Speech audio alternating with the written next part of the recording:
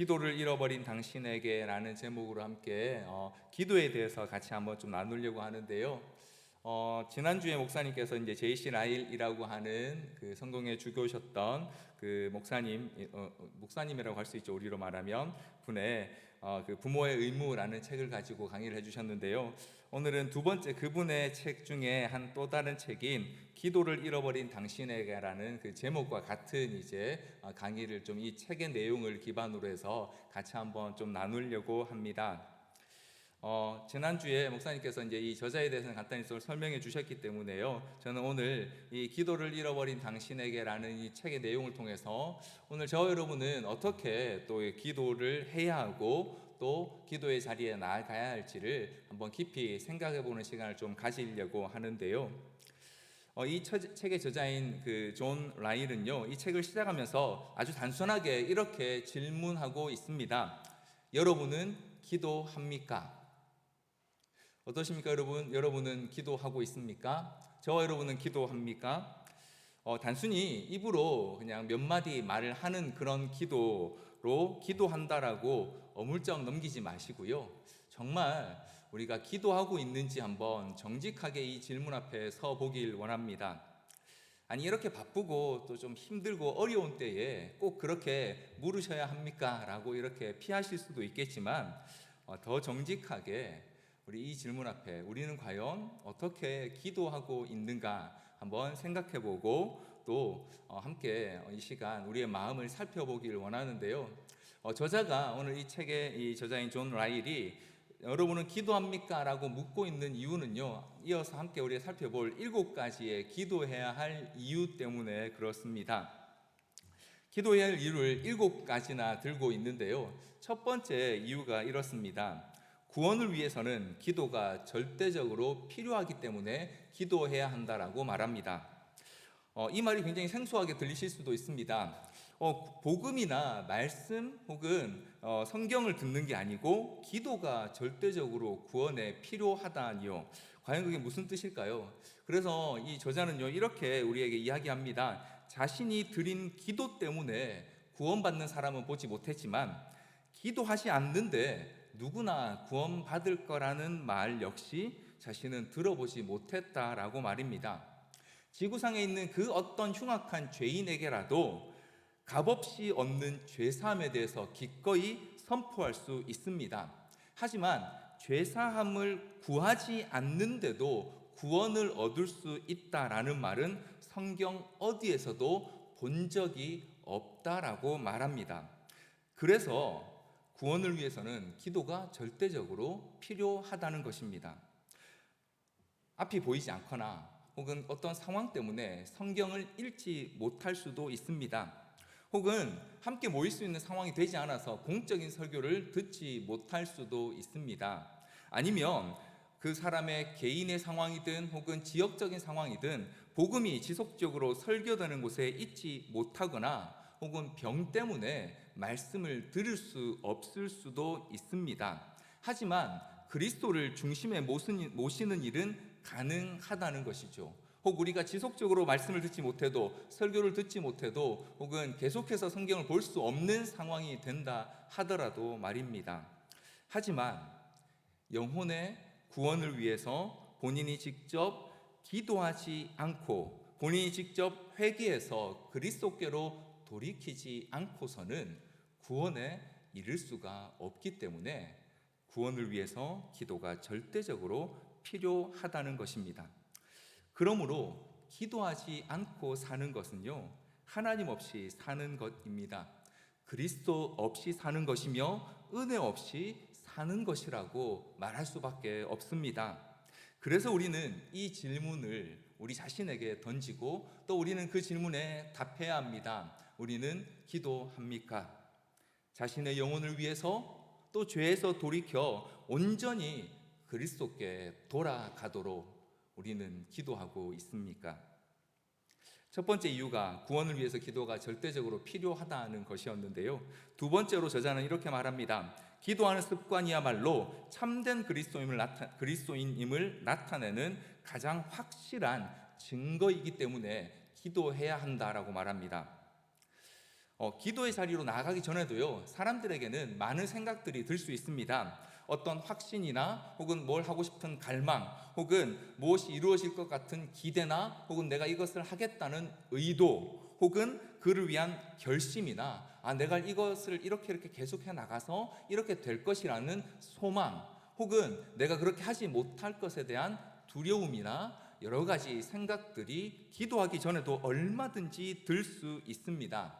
그런데 문제는 그런 생각들은 결코 성령의 일하시는 증거가 되지 못한다는 것이죠. 그런 생각들은요, 불신자에게에서도 얼마든지 볼 수 있고요, 대개의 경우 아침 안개와 같이 금세 사라져 버리기 때문에 아무런 의미가 없다는 것입니다. 하지만 믿음 안에 있는 행위는, 믿음으로 말미암는 가장 처음 행위는요, 하나님께 말하는 것입니다. 마치 갓 태어난 아이가 자기가 살아있음을 그 숨 쉬는 것을 통해서 나타내는 것처럼, 사람이 거듭났을 때 보이는 가장 첫 번째 반응도요, 바로 하나님께 말하는 것이라고 그렇게 기록하고 있습니다. 왜냐하면 하나님 안에서 새로 태어난 사람, 거듭난 사람은요, 하나님의 은혜와 긍휼이 자신에게 얼마나 필요한지를 날마다 깊이 느끼기 때문입니다. 그래서 기도하지 않고서는 살아갈 수 없다라는 고백을 할 수밖에 없는 것입니다. 이 책에서 저자가요, 이 기도가 참된 그리스도인을 나타내는 가장 확실한 증거 가운데 하나라고 하면서요, 아주 재미있는 성경 한 곳을 예로 들고 있습니다. 바로 사도 바울의 회심의 장면인데요, 이 사도행전 9장에 가면 바울이 다메섹으로 가는 길에서 예수님을 밝은 빛 가운데 만나게 됩니다.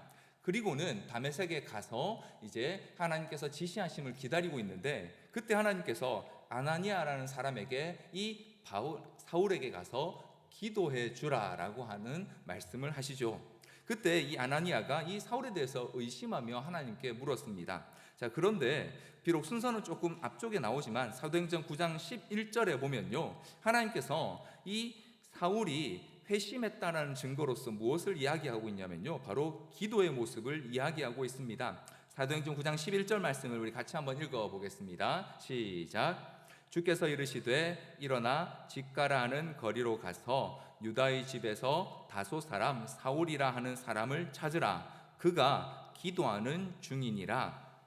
여러분, 우리가 잘 알고 있는 것처럼 바울은요, 이전에도 이미 아주 탁월한 유대인이었습니다. 그는 아마 수없이 기도했을 것입니다. 유대교에 있는 수많은 기도의 그 내용들, 기도문들을 아주 탁월하게 암송하고 또 시간을 맞춰 기도하는데 아주 능숙한 사람이었을 것입니다. 그런데 지금 하나님께서 이 사울을 두고 뭐라고 말씀하십니까? 그가 지금 기도하고 있는 중이다라고 말씀하고 계십니다. 이때 이 사울의 기도는 어떤 기도였을까요? 아마 지금까지 자신의 삶을 돌이켜보고 그런 가운데도 여전히 자신을 여기까지 살려두신 하나님께 대한 감사, 혹은 그럼에도 불구하고 깨닫지 못하고 함부로 살아왔던 자신에 대한 회개와 또 하나님 앞에서의 긍휼에 대한 기도가 아니었을까요? 이처럼 기도하는 습관, 기도하는 모습은요, 참된 그리스도인을 나타내는 매우 중요한 확실한 증거입니다. 그래서 성경에 기록된 많은 성도들과 우리 앞에 살았던 탁월한 믿음의 선배들은요, 모두 기도하는 사람들이었습니다. 그들의 인종이나 문화나 혹은 그들의 어떠함과 상관없이, 그들의 차이와 아무 관계없이 모두가 공통적으로 하나님께 힘을 다해 기도하고 말하는 자들이었다는 것입니다. 그러므로 오늘 저와 여러분도 마찬가지로 우리가 어떻게 신앙생활을 하고 있는지를 살펴볼 때에 먼저 우리는 얼마나 하나님 앞에 기도하고 있는지 생각해 보아야 합니다.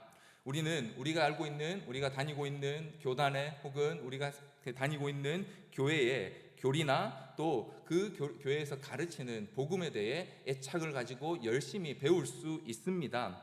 그것은 잘못된 것이 아니죠. 그러나 그것은 머리에만 머무는 지식일 수 있습니다. 자기에 속한 교파나 교회에서 가르치고 말하는 대로 무작정 따라가는 신앙생활일 수 있다는 것입니다.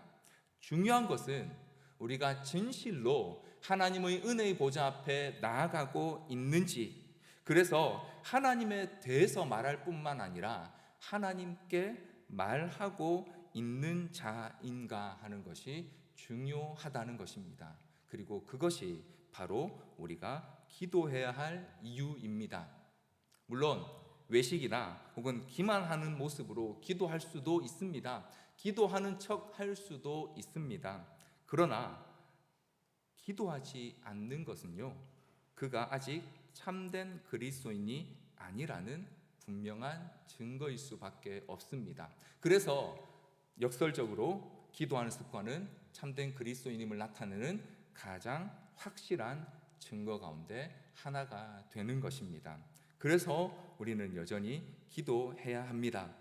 세 번째로 기도해야 될 이유를 이렇게 이야기하고 있습니다. 신앙의 의무 가운데 개인 기도만큼 소홀히 여겨지는 것도 없기 때문이라고 말입니다. 여러분, 우리가 이 내용을 좀 생각할 때에 이 책이 1800년대 중후반에 쓰여졌다는 사실을 좀 기억하셔야 됩니다. 이 존 라이라는 분이 정확히 1900년도쯤에 돌아가셨거든요. 그 말인즉슨 우리보다 약 200년쯤 전에 사셨던 분입니다. 그런데 그때에도 이미 신앙의 의무 가운데 개인 기도만큼 소홀히 여겨지는 것이 없었다라고 말합니다. 생각해보면 지금보다 삶의 속도나 혹은 삶의 여러 가지 방향들이 훨씬 단순하고 훨씬 느린 시대였음에도 불구하고 그 시대의 그리스도인들도 개인 기도를 가장 소홀히 여긴다라고 지금 이 저자가 탄식하고 있습니다. 그러면서 이렇게 말합니다. 신자라고 하는 수많은 사람들이요, 기도 한마디 하지 않고 살아가는 사람들이 너무나 많다는 것이죠. 아니면 형식적으로만 기도한다는 것입니다. 우리 요즘으로 말하면 밥 먹을 때만 기도하는 것이죠. 날마다 이 신자들도 먹고 마시고 잠자고 출근하고 퇴근합니다. 그런데 모순되게도 하나님이 주신 공기로 호흡하고 하나님의 땅을 여행하고 또 하나님이 주신 긍휼 때문에 매일매일 살아가면서도 그러나 전혀 하나님께 말할 줄 모르는 사람이 되어가고 있다라고 말합니다. 그런데 그렇게 하나님께 말할 줄 모르고 기도하지 않는 결과는요, 결국 하나님께 대해서 느끼는 감정은 두려움밖에 남지 않는다는 것입니다. 자신의 죄가 무엇인지도 깨닫지 못하고 자신의 영적인 필요는 더더욱 느끼지 못하게 되는 상황에 이르게 됩니다.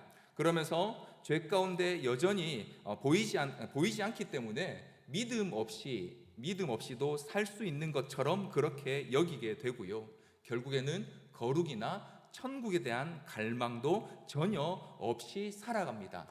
그러니 더더욱 기도할 이유가 없어지는 것이죠. 이것이 기도하지 않는 일의 결과라고 말합니다. 오늘 저와 여러분은 어떻습니까? 우리는 하나님께 대해 어떤 감정들을 가지고 있습니까?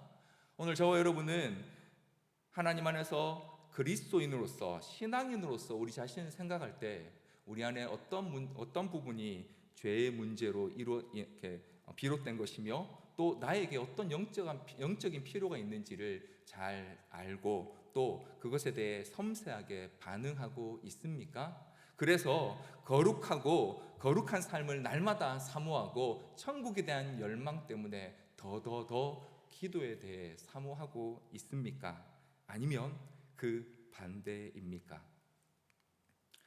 사랑하는 성도 여러분, 존 라일은요 이렇게 말합니다. 기도하는 것과 죄를 짓는 것은 결코 한 마음에서 같이 할 수 없다고 말입니다. 기도는 죄를 소멸하고 죄는 기도를 질식시킵니다. 그래서 죄 가운데 살아가는 사람들이 이렇게 많다라는 것은 반대로 전혀 기도하지 않는다라는 증거라고 그렇게 말합니다. 그러면서 기도하지 않는 사람들의 마지막 모습에 대해서 이야기하고 있는데요. 혹시 여러분은 다른 사람의 마지막 모습 혹은 임종을 지켜보신 기억이 있으십니까? 저도 이제 교회에서 이렇게 섬기다 보니까요, 가끔 장례 전에 제 고인의 마지막 모습을 뵙거나 혹은 소천하시기 직전의 모습을 뵌 기억이 한 몇 번 있습니다. 그 중에 굉장히 기억에 남는 할머니 한 분, 권사님 한 분이 계신데요. 이제 수원 쪽에 있는 병원에 계신데 한동안 매우 안 좋으셔서 의식이 없으시다가 어느 날 의식이 괜찮아지셨다는 소식을 듣고 급하게 이제 병원에 찾아뵀습니다. 너무 저랑 또 같이 간 전사님 오신 거 너무 좋아해서 같이 잠시 예배드리고 또 찬양하고 그렇게 한 30여 분을 보내고 병원에서 차를 몰고 나오는데 소천하셨다는 전화가 다시 왔어요. 그래서 차를 돌려서 그 권사님께 갔는데요. 병상에 누워 계시는 그 권사님의 모습이 제가 지금까지 본 그 어떤 분의 모습보다 너무 아름답고 너무 편안해 보이셨습니다. 저는 모든 사람이 다 그런 모습으로 마지막을 맞이하는 줄 알았습니다. 그런데 그렇지 않더라고요. 많은 경우 정말 두려움에 질린 모습으로 마지막을 맞이하는 것을 저는 그 뒤에도 몇 번 보았습니다. 오늘 이 책의 저자도 그 얘기를 합니다. 본인의 경험을 이야기하면서요, 임종을 앞둔 많은 사람들이 어떻게 반응하는지를 이야기하고 있습니다. 하나님에 대해서는 모르는 것은 물론이고 지금 이제 막 죽음을 앞에 두고 하나님께 대해 뭐라고 말해야 할지도 전혀 모르는 사람이 대부분이었다는 것이죠. 심지어 목사가 와서 기도해 주기를 바라서 가서 무엇을 기도해 줄까 물으면 정작 무엇을 기도해야 달라고 해야 할지 그 자신도 모르는 사람이 태반이더라고 그렇게 이야기합니다.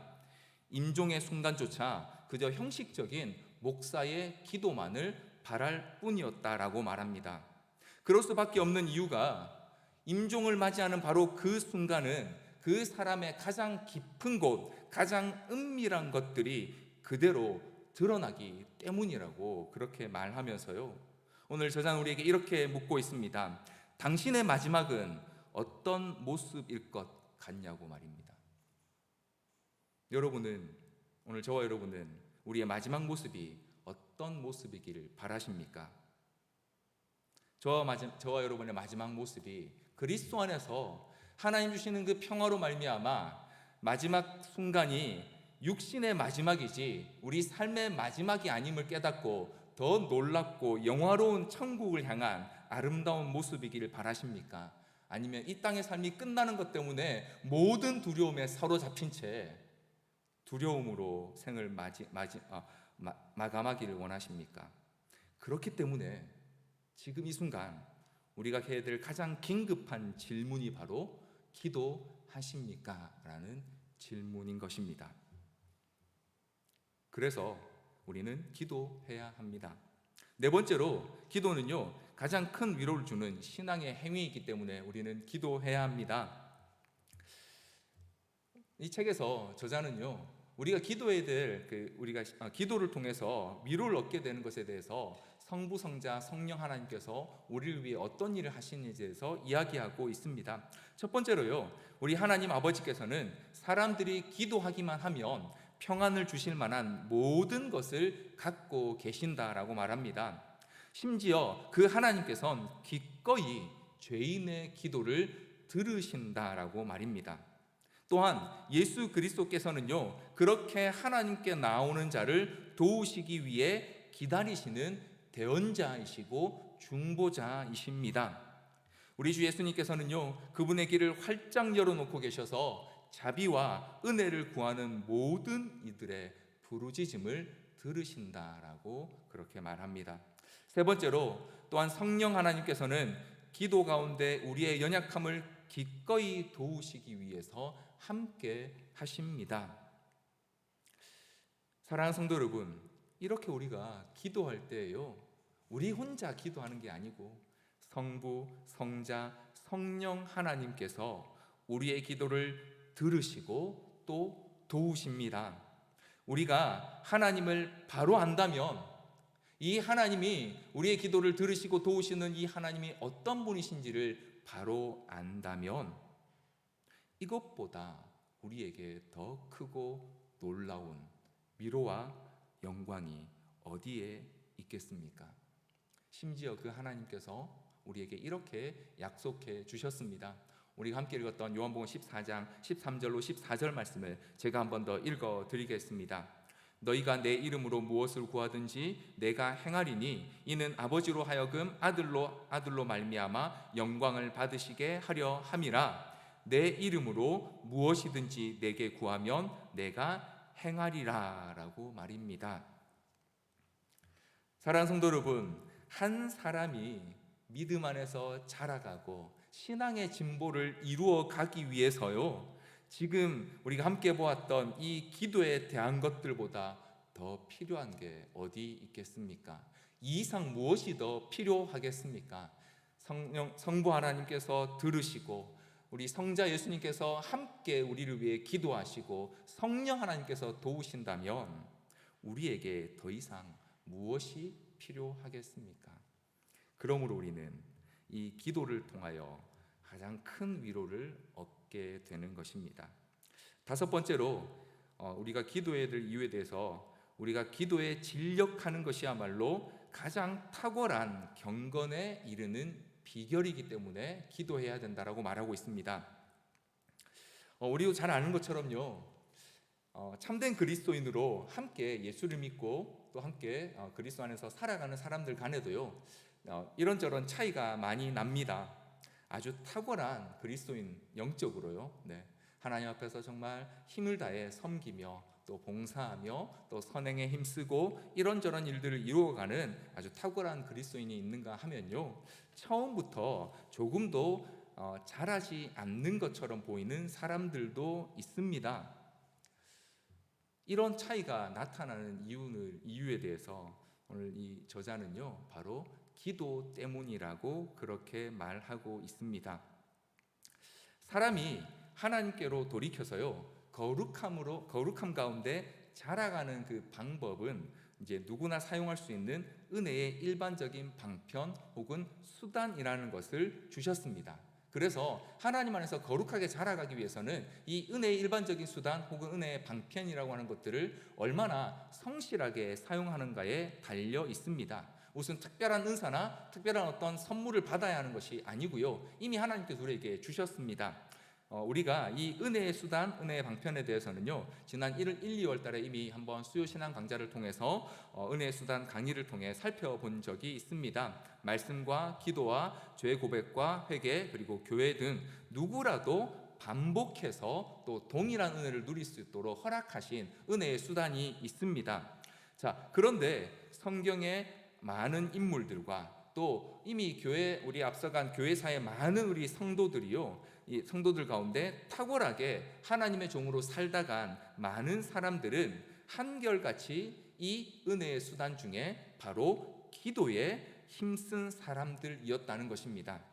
특별히 이 기도를 통해서 우리는 새로운 성령의 기름 부으심을 받게 됩니다. 그리고 이 기도할 때에 우리 안에 있는 고질적인 죄와 마귀의 유혹을 물리치는 그 가장 확실한 묘책이 바로 기도가 되기 때문에, 그래서 그 여러 은혜의 수단들 중에 특별히 이 기도하는 것이 바로 우리를 영적으로 탁월하게 성숙하게 하는 매우 중요한 방법이다라고 말하고 있습니다. 그렇기 때문에 우리가 은혜 가운데 자라가길 원한다면, 경건하고 헌신된 그리스도인이 되길 원한다면 기도해야 하는 것입니다. 여섯 번째로, 신자들의 신앙이 퇴보하고 심지어 배역하는 자리에까지 이르게 되는 주된 원인 가운데 하나가 기도하지 않기 때문이라고 말하고 있습니다. 신앙이 퇴보하는 사람 혹은 신앙의 자리에서 물러나게 되는 사람들이 공통적으로 드러내는 특징 가운데 하나가 바로 개인의 기도를 소홀히 하는 것입니다. 책에서 이 저자는요, 어떻게 사람들이 이 신앙에서 떠나게 되는지에 대한 단계를 이렇게 좀 이야기하고 있어서 제가 한번 인용을 해봤습니다. 강의 안에 실려 있는 글인데요, 제가 한번 읽어드리겠습니다.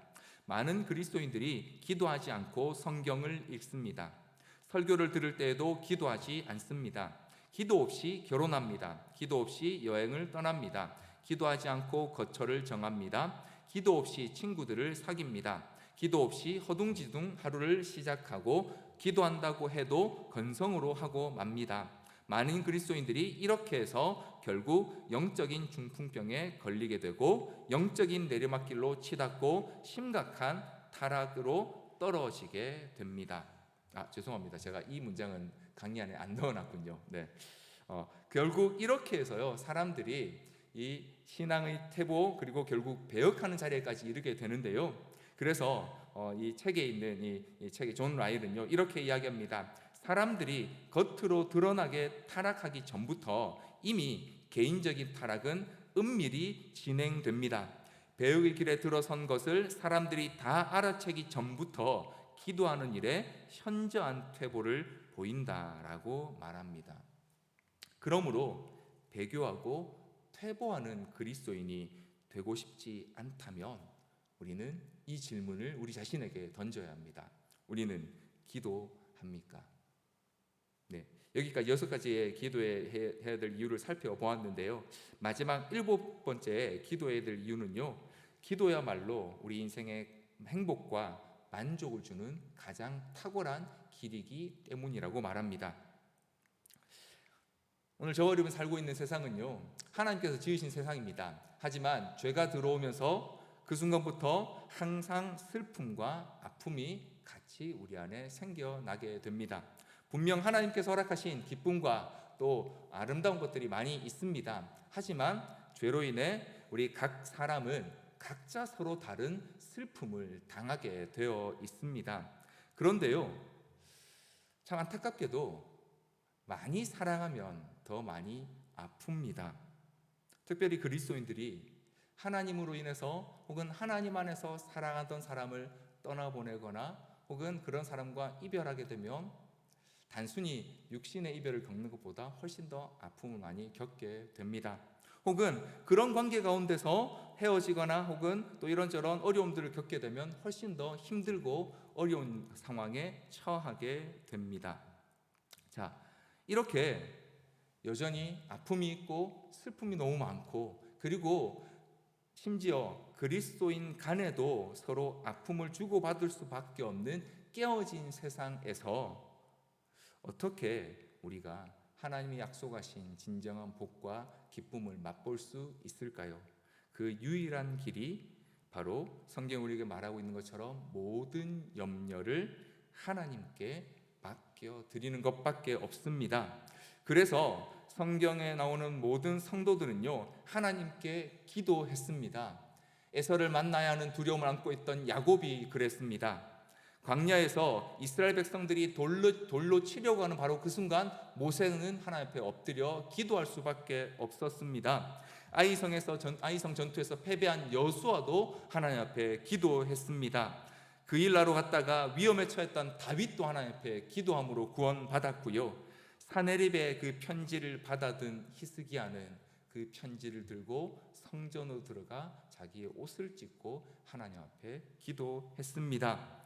빌립보에서 감옥에 갇혔던 바울 또한 하나님 앞에 기도했습니다. 이러한 문제와 이러한 짐들을요, 자기의 힘으로 지려고 하면 너무 어렵고 힘들고 아픕니다. 신자들이 더 아픈 이유가 바로 거기 있는 것 같습니다. 하나님께서, 우리 주 예수 그리스도께서 같이 멍에를 매도록 부르셨는데 자꾸 우리가 혼자 지려고 하기 때문에요. 하지만 모든 문제를 하나님께 아뢰면 항상 우리를 도우려고 기다리시는 친구가 계십니다. 그분은 33년이라는 시간 동안 이 땅에 계시면서 우리와 함께 사시며 우는 자들과 함께 오셨습니다. 그분 자신이 슬픔의 사람이셨고요, 질고를 아는 분이셨습니다. 그래서 우리가 이 땅에서도 행복할 수 있는 유일한 길은요, 바로 우리의 상황과 형편을 가장 잘 아시는 그분께 우리의 마음을 쏟아 놓는 것입니다. 그러므로 우리가 진심으로 행복하기를 바란다면 우리는 우리 자신에게 이렇게 또 질문해야 합니다. 기도합니까? 라고 말입니다. 여기까지 우리가 7가지 기도해야 될 이유를 살펴보았습니다. 사랑하는 성도 여러분, 어떻습니까? 이 이유들 앞에서 우리는 과연 어떻게 반응해야 할까요?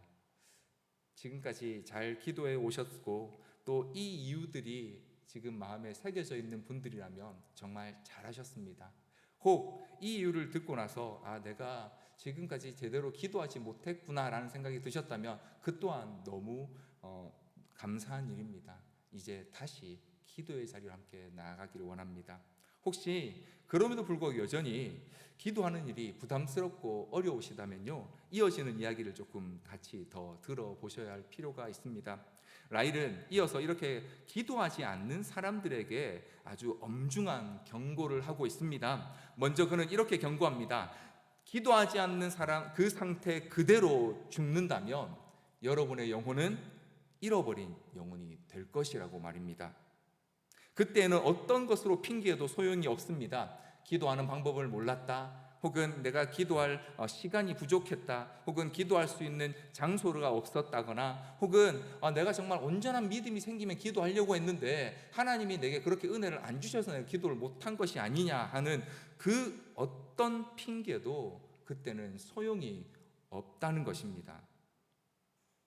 그러면서 라일은 이렇게 아주 엄중하게 경고합니다. 기도하지 않고 살아가는 당신은 도대체 어떤 사람이기에 하나님께 아무것도 구하지 않는단 말입니까? 당신에게는 용서받을 죄가 없습니까? 영원한 형벌에 대한 두려움이 없습니까? 천국을 갈망하지 않습니까? 만약 그렇다면 그 어리석음을 빨리 돌이키셔야 합니다 라고 그렇게 경고하고 있습니다. 그러면서 구원의 때가 아주 가까워졌기 때문에 간구하지 않다가 천국을 잃지 않도록 조심하라고 엄히 우리에게 말하고 있습니다. 그러므로 우리는 다시 기도해야 될 이유로 돌아가야 합니다. 자, 그런데 여전히 기도하는 게 어려운 건 사실이죠. 아마 이렇게 생각할 수 있습니다. 그래도 아직 기도가 너무 낯설고 힘듭니다. 이 책의 저자는 우리에게 그래서 이렇게 이야기합니다. 먼저는 여행을 하기 위해서는요, 항상 첫 걸음을 떼야 한다라고 말입니다. 모든 일에는 처음이 필요합니다. 노아가 방주를 짓는 일도요, 처음 그 나무를 베던 그 첫 번째 순간이 있었을 것이고요, 솔로몬이 성전을 지을 때에도 첫 주춧돌을 모리아산에 놓는 일들이 있었다는 것입니다. 자, 그렇다면 언제가 사람의 마음에 성령의 전, 성령의 집을 짓는 첫 순간일까요? 바로 기도하는 순간입니다. 세상과 죄에서 벗어나는 첫걸음 또한 바로 기도하는 그 순간 떼게 되는 것입니다. 그래서 아직 어색하고 힘들어도 일단 기도해야 한다라고 말입니다. 두 번째로, 기도가 잘 안 된다고 걱정하지 않으셔도 됩니다. 조금 어눌해도 괜찮습니다. 우리가 평소에 말하는 방식대로 말해도 괜찮습니다. 여러분 생각해 보십시오. 의사에게 가서 어디가 아프다고 말하는 환자가요, 의사들이 쓰는 전문 용어를 몰라서 말하지 않는 경우는 없습니다. 그냥 여기쯤이 아픈데요, 어디가 좀 아픈데요, 어떻게 좀 아파요, 그냥 쑤시는 것 같아요, 그냥 욱신욱신 거려요. 자기가 할 수 있는 모든 표현을 다해서 의사에게 아픈 곳을 이야기합니다. 마치 그처럼 우리의 말과 우리의 평소의 방식대로 말해도 괜찮다는 것입니다. 혹은 그렇게 하는 것이 자괴감이 든다고 머뭇거릴 필요도 없습니다. 우리 자신이 무가치하게 느껴지거나 혹은 우리의 상황이 너무나 힘들어서 내가 이런 순간에만 하나님께 나아가 기도하는 게 너무 자괴감이 들면 들수록 더 곧장 그리스도께 나아가야 한다고 그렇게 권면하고 있습니다. 혹은 어눌하고 어색하더라도 기도하기를 주저하지 말라고 합니다. 엄마가 아기의 옹알이를 못 알아듣는 거 보셨습니까? 우리는 전혀 알아들을 수 없는데 엄마는 다 알아듣고요, 아기의 필요를 채워줍니다. 그처럼 주님은 죄인을 잘 아십니다. 우리의 한숨도 이해하시고 우리의 신음소리가 무엇을 의미하는지까지도 알고 계시기 때문에 우리는 어눌해도 기도해야 합니다. 그리고 세 번째로, 나 기도해봤는데 하나님 응답하지 않으시던데요? 라고 하시는 분께요, 기도가 바로 응답되지 않는다고 낙심하지 말고 기도하시기 바랍니다. 예수님은 우리의 기도를 듣고 계십니다. 응답이 미뤄진다면 그것 또한 분명히 이유가 있을 것입니다. 왜냐하면 하나님은, 우리 예수님은 선하신 분이기 때문입니다. 늦어지면 조금 더 간절히 기도해 보십시오. 반드시 하나님께서는 하나님이 가장 선하시다 여기는 방식으로 응답하실 것입니다.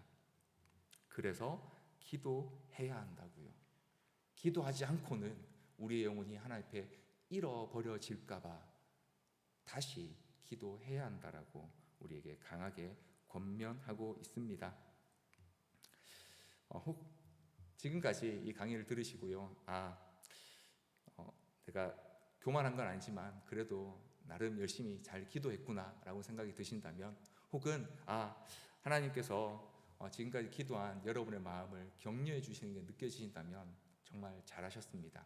그럼에도 불구하고 라일은 마지막으로요, 기도하는 형제 자매들에게 우리가 여전히 어떻게 기도하고 있고 또 계속해서 무엇을 기도해야 하는지를 조금 더 주의 깊게 살펴보아야 한다라고 말하면서요, 자그마치 10가지에 가까운 리스트를 말하면서 우리에게 이 기도를 좀 살필 것을 그렇게 권면하고 있는데요, 아마 우리 성도님들 중에도 그런 걸 느끼셨을 겁니다. 기도를 하다 보면요, 우리의 기도가 좀 식상해질 때가 있습니다. 평소에 기도하는 방식이나 혹은 기도하는 어떤 내용들이 잘 바뀌지 않거나 하는 것 때문에 좀 식상해질 수 있고요, 혹은 기도하는 게 조금 지겨워질 수도 있습니다. 혹은 우리의 마음 자체가요, 로마서 7장 21절 말씀에 나오는 것처럼 선을 원하지만 악이 함께 있는 것 때문에 기도하면서도 괴로워질 때가 있습니다. 그런데요, 분명히 생각해야 될 것은 마귀는요, 기도하는 우리를 가장 미워합니다. 그래서 아무 문제가 일어나지 않는 기도는 오히려 의심해 봐야 된다고 말합니다. 그러면서 우리가 계속해서 하나님 앞에 꾸준히 기도하기 위해 살펴야 할 것들이 이런 게 있다라고 말하고 있습니다. 첫 번째는요, 우리가 겸손과 경외함으로 기도하고 있는지를 살피라고 말합니다. 우리가 우리 자신이 누구인지와 또 우리가 지금 말하고 있는 대상인 하나님이 어떤 분이신지를 엄중히 기억하고 잊지 말아야 한다는 것이죠. 그래서 혹시라도 부주의하게나 혹은 경솔하게 기도하지 말라는 것입니다. 심지어 아브라함도요, 하나님께 간구할 때에 나는 티끌이나 재와 같사오니 감히 주께 아뢰나이다 라고 그렇게 기도했습니다. 그러므로 우리는 기도할 때 혹시라도 우리가 너무 부주의하게 하지는 않는지 살펴보아야 합니다. 두 번째로 형식적으로 하고 있지는 않은지 살펴보라고 합니다. 개인 기도만큼 사실 형식적으로 전락하기 쉬운 것도 없습니다. 마치 날마다 다녀서 반질반질해진 길을 걷는 것처럼 아무 생각 없이 혹은 그냥 습관적으로 우리가 평소 잘 하던 기도의 내용 혹은 기도에 필요한 말씀들을 기억하면서 그냥 아주 유창하게 기도할 수 있습니다. 물론 어쩔 수 없이 항상 반복되게 구해야 되는 기도의 제목들도 있습니다. 하지만 내용이나 혹은 형식이 일정한 혹은 반복되는 기도일수록 그 기도가 형식적이 되지 않도록 성령으로 채워지도록 더 주의하고 살펴야 된다라고 말합니다. 세 번째로요, 기도의 시간을 일과로 정해 놓았는지를 묻고 있습니다. 하나님께서 이스라엘 백성들에게 성전에서 아침과 저녁으로 희생 제사를 드리게 하셨습니다. 그런데 이건 그냥 의미 없이 그냥 아침에 한번 저녁에 한번 좀 하면 좋지 않을까 하신 게 아니고요, 아침의 시작과 저녁의 마지막을 하나님 앞에 드린다는 의미로 매우 질서정연하게 정해놓으신 예배의 법칙입니다. 이처럼 하나님은 질서의 하나님이십니다. 그래서 우리가 기도의 시간도 기도의 자리도 아무 때나 내가 원하는 때에 그냥 아무 때나 하는 것보다 시간을 정하고 그때 일정하게 하나님과의 만남을 가지는 것이 좋다는 것입니다. 물론 그렇다고 규칙에 얽매여서 하라는 것은 아닙니다. 자신에게 맞는 시간과 때를 정하고 날마다 기도하는 일이 하루 중 가장 중요한 일과 중 하나로 자리 잡도록 하라는 것입니다. 네 번째로 꾸준히 기도하는지 살펴야 합니다. 바쁜 일정이 있을 수 있고요. 몸의 컨디션이 좀 안 좋을 수 있습니다. 혹은 주변에 사람이 좀 있어서 기도하기 어려운 상황 등 여러 가지 핑계가 있을 수 있습니다. 그런데 여러분, 꾸준히 기도하라는 말은요, 기도가 똑같은 시간에 똑같은 분량만큼 드려져야 한다는 뜻이 아닙니다. 기도하지 않을 핑계를 찾지 말라는 것이죠. 마치 성전의 불이 항상 꺼지지 않아야 하는 것처럼 우리는 하나님 앞에 기도의 시간과 자리들을 잘 지켜가야 합니다. 뿐만 아니라 그렇게 정해진 기도를 드리는 그 사이사이로도요, 하나님께 순간순간 기도의 그런 그 일들을 드릴 수 있습니다. 그러면 그런 기도가요, 나를 지키게 되고 또 다시 기도할 용기를 얻게 한다라고 말합니다. 그래서 꾸준히 기도하라고 우리에게 이야기합니다. 다섯 번째로 우리가 간절히 기도하고 있는지를 살펴보라고 말합니다. 큰 소리로 울부짖으며 기도해야 한다는 것이 아니라요, 내가 정말 거기에 내 마음을 다한다면 간절히 기도할 수밖에 없다는 것이죠. 실제로 성경은 많은 곳에서 기도를 말할 때 부르짖다, 두드리다, 애쓰다, 씨름하다, 힘쓰다라는 단어를 사용하고 있습니다. 바로 간절함과 열렬함을 담아 했다는 것을 의미합니다. 심지어 우리 예수님께서도 히브리서 5장 7절에 보면 육체에 계실 때에 자기를 죽음에서 능히 구원하실 이에게 심한 통곡과 눈물로 간구와 소원을 올리셨다라고 말하고 있습니다. 오늘 우리의 기도와 예수님의 기도는 어떤 모습이 얼마나 가깝습니까? 그럼 우리는 간절히 기도하는지 우리 자신을 살펴야 합니다. 여섯 번째로요, 믿음으로 기도해야 합니다. 하나님의 약속을 가지고 기도하는 습관을 한번 들여보라는 것입니다. 하나님이 하신 약속의 말씀을 붙잡고 주님이 약속하신 말씀이 여기 있지 않습니까? 이제 이 말씀하신 것들을 이루어 주셔야지 않습니까? 라고 그렇게 기도해 보라는 것입니다. 그러면 더 담대히 기도할 수 있을 것이고요, 또한 그 기도한 것대로 이루어 주실 것들을 우리가 기대할 수 있게 된다는 것입니다. 많은 그리스도인들은요, 기도하고 잊어버린 경우가 너무 많다고 말합니다. 우리는 기도할 뿐만 아니라 믿음으로 기도해서요, 이 기도가 우리에게 다시 응답되고 돌아올 것들을 기대하고 기다려야 합니다. 그래서 믿음으로 기도하는지 우리는 살펴보아야 합니다. 일곱 번째로 충분히 기도하는지 살펴보라고 말합니다. 예수님께서도 분명히 중언부언하는 기도, 억지로 길게 기도하는 척하는 기도는 하지 말라고 말씀하셨지만요, 주님께서도 친히 밤이 새도록 기도하셨습니다. 왜 그러셨을까요? 예수님께도 우리 인간의 삶을 살아가시는 동안 간구해야 할 것이 너무나 많으셨기 때문입니다. 실제로 오늘 많은 저와 여러분의 개인의 경건의 시간은요, 드문드문 있거나 매우 한정적인 경우가 많습니다. 그래서 어떤 때 우리는 이런 생각을 합니다. 내가 그리스도인으로 살고 있는 것만 해도 충분하지 않나? 그런데 문제는요, 그런 삶을 살다 보면 우리에게 하나님께 대해서 무엇을 얻을 수 있을지 기대감이 점점 사라지게 됩니다. 하나님께 고백할 것도 없고 또 하나님께 구할 것도 없어지는 일들을 경험하게 됩니다. 그래서 우리는요, 충분히 기도할 수 있어야 합니다. 여덟 번째로 구체적으로 기도하라고 우리에게 기도하는지 살피라고 합니다. 우리가 죄인이라고 고백하는 것만으로는 충분하지 않습니다. 우리의 양심이 우리에게 말하는 죄책들을 구체적으로 고백해야 합니다. 내게 지금 결여되어 있는 것이 무엇인지, 혹은 지금 당면한 어려움이 무엇인지 그것들을 구체적으로 기도하고 직면해야 합니다. 야곱도 그러했고요, 엘리에셀도 하나님께 기도할 때에 그렇게 자신의 필요를 아뢰었습니다.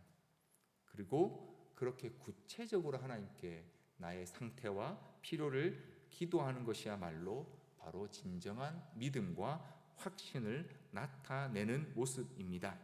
아홉 번째로 다른 사람을 위해 기도하는지 살펴야 합니다. 우리는 기본적으로 이기적입니다. 자기의 영웅만 생각하고요, 내 싸움이 가장 크고요, 나의 성장이 가장 중요합니다. 이러한 우리의 이기적인 성향을 경계하고 물리치기 위해서라도 다른 사람, 다른 영혼을 위해 기도해야 합니다. 어떻게 하면 다른 사람을 배려하고 생각하게 될지 고민해야 합니다. 그리고 그렇게 함으로써 우리는 그리스도를 닮아가게 됩니다. 대제사장으로서 우리를 위해 중보하신 그리스도의 그 일들을 우리가 기도하는 가운데 함께하게 되는 것입니다. 그러므로 우리는 다른 사람을 위해서 기도하고 있는지 살펴보아야 합니다. 마지막 10번째로 우리의 기도 가운데 찬양과 감사가 있는지를 살펴보라고 말합니다. 오늘 이 책에서 저자는요, 우리가 생각해보면 지금 이 순간 우리가 지옥에 있지 않은 것도 하나님의 긍휼 때문이라고 말합니다. 혹은 우리 안에 있는 천국의 소망도 하나님의 긍휼 때문이며, 이미 복음의 빛이 비추어진 나라에 살고 있는 것도 하나님의 긍휼 때문이고, 그리고 우리가 여전히 살아있고 값없이 주시는 은혜와 영원한 자비를 힘입어서 하나님의 영광을 누릴 수 있는 기회를 갖게 되는 것까지도 다 하나님의 긍휼이라는 것이죠. 그래서 우리의 기도에는 항상 찬양과 감사가 넘쳐야 한다라고 그렇게 말하고 있습니다. 혹 지금까지 기도하셨던 모습들이 있다면 이 10가지 한번 리스트를 가지고요, 우리의 기도를 한번 점검해 보시고 우리의 기도가 하나님 앞에서 조금 더 성숙하고 성장하는 기도가 되었으면 좋겠습니다. 이 책의 마지막에 이 저자가 이렇게 이야기하고 있습니다. 설교와 좋은 책들과 모임과 사람들과의 교제 역시 나름대로의 역할이 있습니다. 하지만 이런 것들이 개인 기도를 대체하지는 못합니다. 우리가 살고 있는 이 시대가 기도하는 시대로 기억되면 좋겠습니다. 이 시대의 그리스도인들이 기도하는 그리스도인들이 되기를 바랍니다. 교회가 기도하는 교회로 남으면 좋겠습니다. 아직 한 번도 개인적으로 하나님께 기도하지 보지 않은 사람들이 지금 일어나 하나님께 부르짖기를 기대합니다. 또한 기도하는 사람들은 그들의 수고가 헛되지 않음을 믿고 의심하지 않기를 바랍니다. 오늘 우리 시대가, 또 이 땅 한국교회가, 우리 나눔교회가, 우리 성도들이 이런 성도로 또 기억되고 기도하는 저와 여러분 되기를 간절히 소원합니다. 그래서 우리 금요기도회 때 여러분 다시 좀 이 기도의 자리를 더 뜨겁게 하기 위해 준비하고 있습니다. 함께 많이 참여해 주시면 좋겠고요. 마지막 결론으로 저는 이런 이야기를 좀 드리고 싶습니다. 그래서 너는 얼마나 잘하냐, 얼마나 잘하고 있냐라고 물으신다면 맞습니다. 솔직히 저도 기도하는 일이 쉽지 않았고 참 어려웠습니다. 근데 여러분, 우리 좀 솔직해질 필요는 있는 것 같습니다. 그렇게 너 기도 잘하니? 기도합니까? 라고 묻는 상대방에게 그렇게 너는 얼마나 잘하냐라고 묻는다고 해서요, 오늘 이 책을 통해서 우리가 들은 것처럼 기도의 모든 유익을 누리지 못하는 책임과 기도하지 않음으로 생기는 그 모든 문제의 책임들을 우리가 피할 수 있을까요? 만약 그럴 수만 있다면 얼마든지 다른 사람에게 너 얼마나 잘해, 넌 얼마나 잘해, 널 얼마나 하고 있어 라고 묻고 다녀야 할 것입니다. 하지만 그런 질문으로는 그런 책임을 하나도 피할 수가 없습니다. 그래서 저는 오늘 저와 여러분이 이 책이 우리에게 도전하는 바를 진지하게 받아들이고 기도의 한 걸음을 떼는 저와 여러분 되기를 간절히 소원합니다. 비록 기도한다고 해서요 갑자기 바뀌지 않을 수 있습니다. 혹은 갑자기 기도가 능숙해지지 않을 수 있습니다. 혹은 더 큰 어려움을 만날 수도 있습니다. 그런데 그렇게 되는 이유는요, 오늘 우리가 기도해서가 아니라 어쩌면 우리가 그동안 기도하지 않아서 그런 것일 것입니다. 그러므로 오늘 지금 이 순간부터 기도의 걸음을 다시 한 걸음씩 떼는 저와 여러분 되기를 간절히 소원합니다. 우리 그런 마음으로 이 시간 같이 한번